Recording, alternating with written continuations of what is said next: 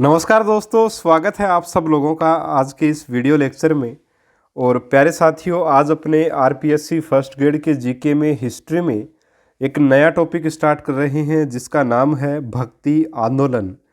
प्यारे साथियों, भक्ति आंदोलन का जो टॉपिक है बहुत बड़ा टॉपिक है और प्रश्न यहाँ से हर बार आते ही आते हैं।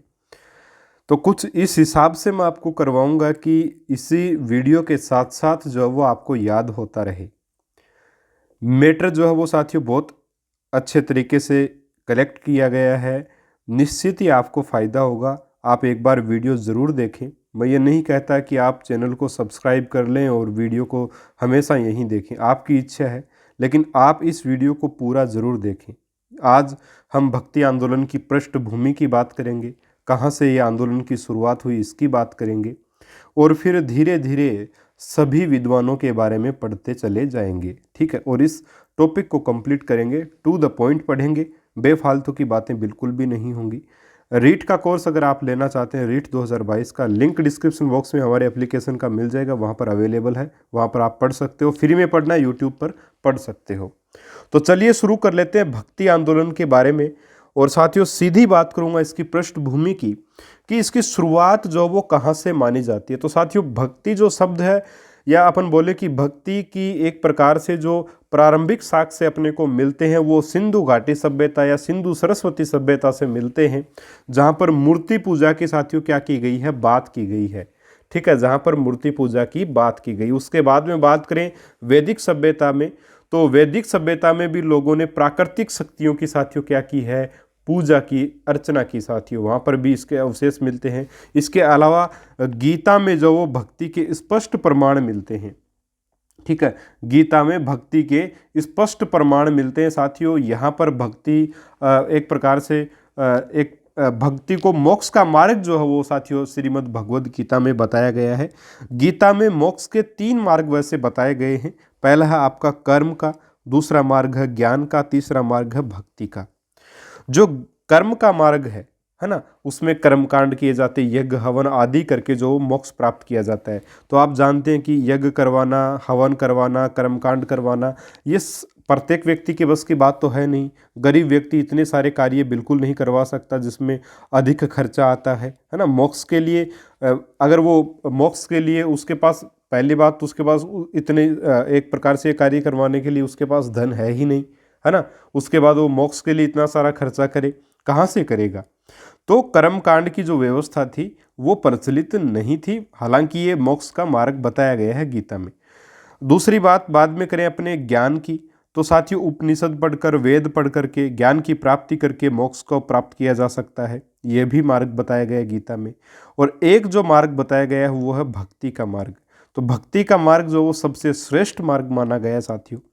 और भक्ति के मार्ग को अपनाकर जो है वो मोक्ष की प्राप्ति की जा सकती है, इसके बारे में भी गीता में वर्णन मिलता है। तो साथियों, हमने अभी बात की है, जस्ट पृष्ठभूमि की बात की है भक्ति के। वैदिक सभ्यता से इसकी शुरुआत, सिंधु सभ्यता से इसकी शुरुआत हम मानते हुए वैदिक सभ्यता को देखा।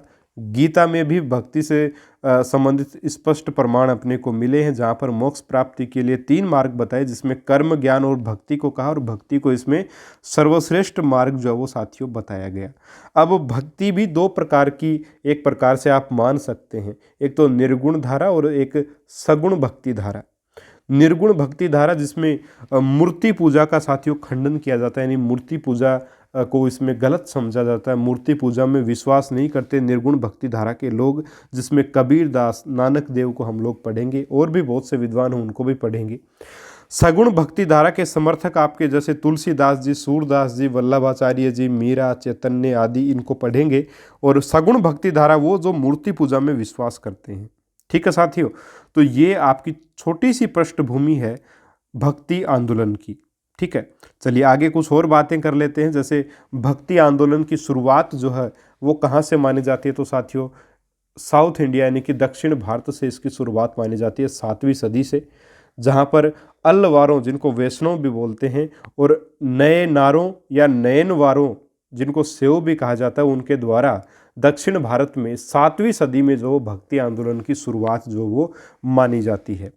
अलवारों द्वारा विष्णु की भक्ति के एक प्रकार से गीतों व भजनों के माध्यम से, ठीक है, जो इस एक प्रकार से पूजा की जाती है विष्णु जी की अलवारों के द्वारा, और नए नारों या नयन वारों के द्वारा जो वो शिव की भक्ति की गई साथियों। ठीक है, तो ये कुछ महत्वपूर्ण बातें हैं जो दक्षिण भारत में जो भक्ति आंदोलन शुरुआत हुआ था उससे संबंधित है, जो आपको ध्यान में होनी चाहिए। इसके बाद में बात करते हैं उत्तर भारत में ये कहाँ से आया। भाई दक्षिण भारत में जो है, दक्षिण भारत में ये जब आंदोलन आपका एक प्रकार से शुरू हुआ यहाँ से इधर से, इस दक्षिण भारत से नॉर्थ इंडिया में कैसे आया, तो नॉर्थ इंडिया में साथियों भक्ति आंदोलन का लाने का जो श्रेय जाता है वो रामानंद को जाता है। ये कहा जाता है कि रामानंद के द्वारा, है ना, रामानंद को भक्ति सेतु भी एक प्रकार से बोला गया है इसके उत्तर भारत और दक्षिण भारत के बीच में, जहाँ पर उन्होंने अलवारों की जो भक्ति परंपरा थी उसको रामानंद द्वारा जो उत्तरी भारत में साथियों लाया गया ऐसा माना जाता है। और उत्तर भारत में भक्ति आंदोलन की जो शुरुआत है वो 13वीं शताब्दी से लेकर 16वीं सदी के में मानी जाती है।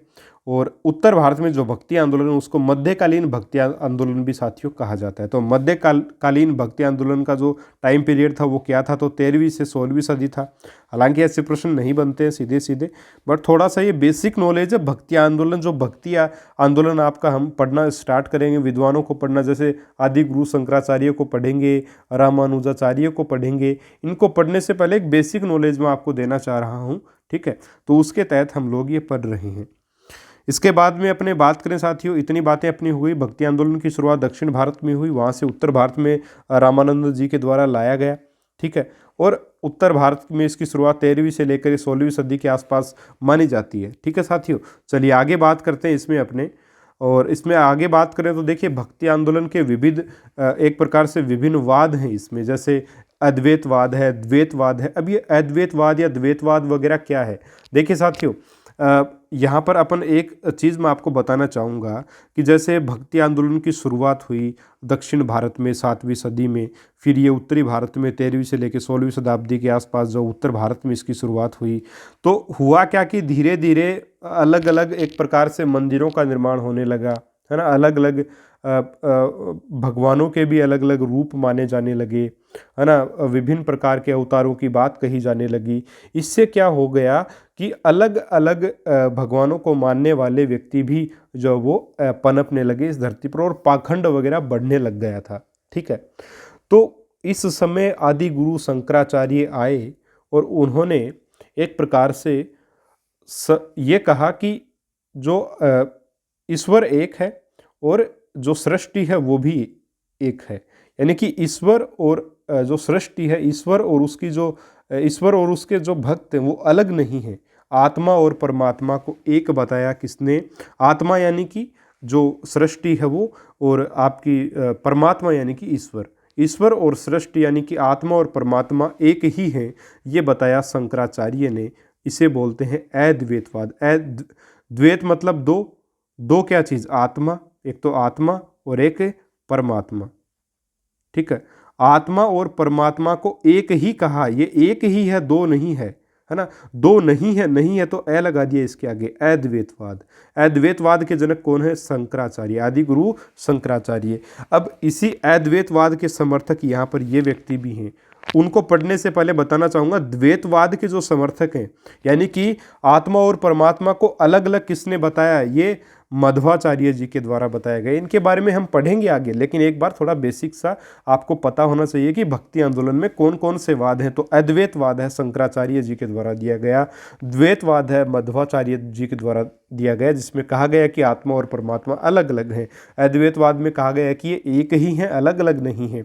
इसके बाद में आते हैं अपने रामानुजाचार्य। रामानुजाचार्य जी ने कहा कि ये शंकराचार्य जी से प्रभावित थे, इन्होंने अद्वैतवाद का निसंदेह समर्थन किया, लेकिन एक बात इन्होंने कही कि निश्चित तौर पे ईश्वर और उसकी जो एक प्रकार से उसके जो भक्त हैं वो एक है, ये सृष्टि और ईश्वर एक है, आत्मा परमात्मा एक है, लेकिन फिर भी जो है ईश्वर जो वो उसकी विशिष्ट रूप में पूजा होनी चाहिए, विशिष्ट रूप में लक्ष्मी नारायण के रूप में पूजा को एक प्रकार से इन्होंने पूजा की का समर्थन किया रामानुजाचार्य जी ने, इसलिए विशिष्ट माना इन्होंने ईश्वर को। ठीक है, हालांकि माना अद्वैतवाद को, लेकिन ईश्वर को विशिष्ट इन्होंने माना, इसलिए अद्वैतवाद में इन्होंने विशिष्ट शब्द जोड़ दिया।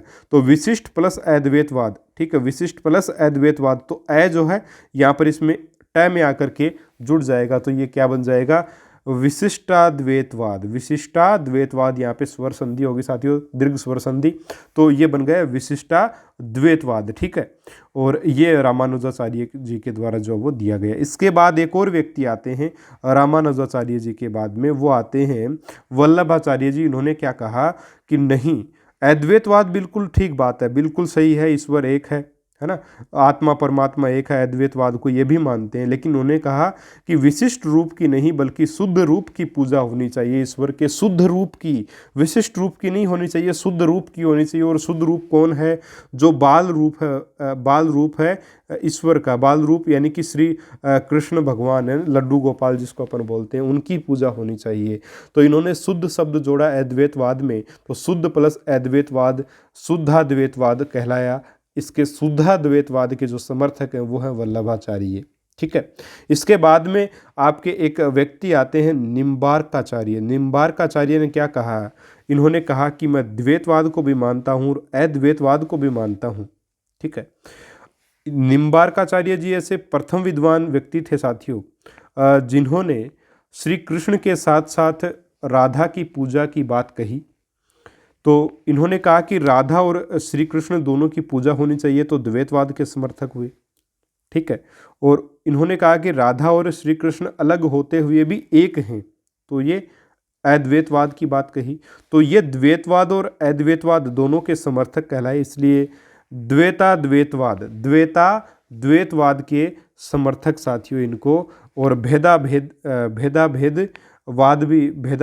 भी इनको, भेदवाद भी इसको कहा जाता है, भेदाभेद, ठीक है। भेदाभेदवाद भी जो वो द्वैताद्वैतवाद को साथियों कहा जाता है, ये आप नोट डाउन कर लीजिएगा, भेदाभेदवाद या आपका द्वैताद्वैतवाद, ठीक है। ये निम्बार्काचार्य जी के द्वारा दिया गया। चलिए मैं इसको आपके लिए लिख देता हूँ, भेदाभेदवाद, ठीक है, भेदाभेदवाद, ठीक।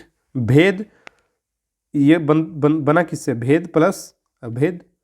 भाई भेद कैसे किया, राधा और कृष्ण को अलग अलग समझे और अलग अलग है नहीं, इसलिए अभेद, भेद और अभेद मिला तो भेदाभेदवाद, ठीक है। तो इसको भेदाभेदवाद भी जो वो साथियों कहा जाता है, थोड़ा सा ध्यान में रखिएगा इसको। चलिए, तो इस प्रकार से निम्बार्काचार्य जी ने द्वैताद्वैतवाद या भेदाभेदवाद का समर्थन किया। और यही बातें आपको, कुछ महत्वपूर्ण बातें जो आपको ध्यान में रखनी साथियों भक्ति आंदोलन को प्रारंभ करने से पहले। अब थोड़ी सी और बात करते हैं अपने भक्ति शब्द की। तो भक्ति शब्द का सर्वप्रथम उल्लेख जो मिलता है वो श्वेता श्वेतेश्वर उपनिषद में साथियों मिलता है। इसके अलावा विस्तृत इसकी व्याख्या जो है वो श्रीमद् भगवद गीता में मिलती है भक्ति शब्द की, जिसमें भक्ति को मोक्ष का साधन या मार्ग बताया गया और सबसे आसान मार्ग इसी को बताया गया है, ठीक है।